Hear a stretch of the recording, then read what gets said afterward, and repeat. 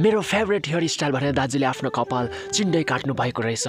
अन्त यही टमाटर र प्याज काट्ने छुरीले नै काट्नु भएको रहेछ। अन्त अर्को दाजुले पनि म पनि यस्तै खालको काट्छु भनेर कपाल छामिरहनु भएको रहेछ।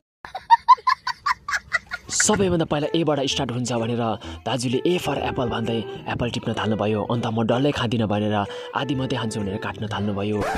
अन्त उहाँले भन्नुभयो सबैजनालाई एप्पल खाऊ बल बढाऊ। अन्त यो सुनेर कसले खान्छ होला भनेर मैले यताउता हेरेको त तर दिदीले हात हलाउँदै म पनि खान्छु भन्दै भनिरहनु भएको रहेछ।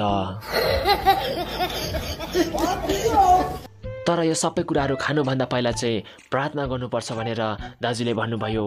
अन्त दाजुले प्रार्थना गर्न थाल्नुभयो। अन्त अब चाहिँ यसलाई मुखमा हाल्दा हुन्छ भनेर भन्नुभयो। त्यहाँदेखि मेरो पालो जेरो टिपेर मुखमा हाले। अन्त जेरो टोक्दाखेरि त उसिटेर परापर पुग्न थाल्यो। अन्त दाजुले भन्न थाले चिया देखाउँदै मेरो दिनको सुरुवात चाहिँ एक सिन्टेक चियाबाट हुन्छ भनेर। अन्त डली चायवाला भेट्ने चाहिँ ठुलो सपना छ। अनि यता दाजुले चाहिँ मलाई ग्यास्ट्रिकको प्रब्लम छ भनेर दुधको चिया पिउन थाल्नुभयो। अन्त ग्यास नहोस् भनेर सेलरोटी खान थाल्नुभयो। अन्त गाइस यहाँनिर त 3टा वाइफाई फ्रीमा अभाइलेबल रहेछ। अन्त यहाँनिर एकजना भाइले आफ्नो फोनमा कनेक्ट गर्ने कोसिस गर्यो तर त्यो वाइफाईको पासवर्ड याद नभएको कारणले गर्दा कनेक्ट भएन रहेछ। अन्त भाइले भन्न थाल्यो सायद यसमा त मान्छे मात्रै कनेक्ट हुन्छ होला भनेर। अन्त एकछिनमा हेर्दाखेरि त कुनै कसको झोला पो कनेक्ट भइरहेको रहेछ।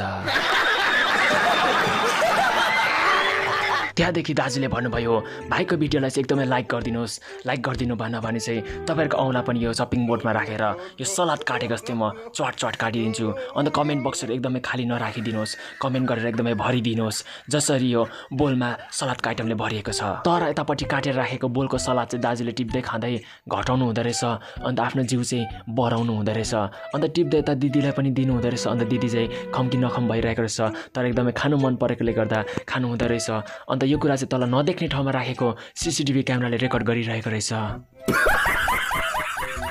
त्यहाँदेखि मैले 1 फुटको बुर्ज खलिफा बनाइदिएँ। तपाईँहरू हेर्न सक्नुहुन्छ भनेर बोलाएको त एकजना दाजु आएर खानालाई एटेम्प पो गर्नुभयो।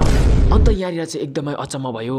दुईजनाको जिन्स प्यान्ट सेम भएको कारणले गर्दाखेरि आफ्नो आफ्नो खुट्टा छुट्याउनु साह्रो पर्यो। अन्त फेरि यता मिसले खाना खान्छु भनेर 1-2 पटक जस्तो पस्किनु भयो।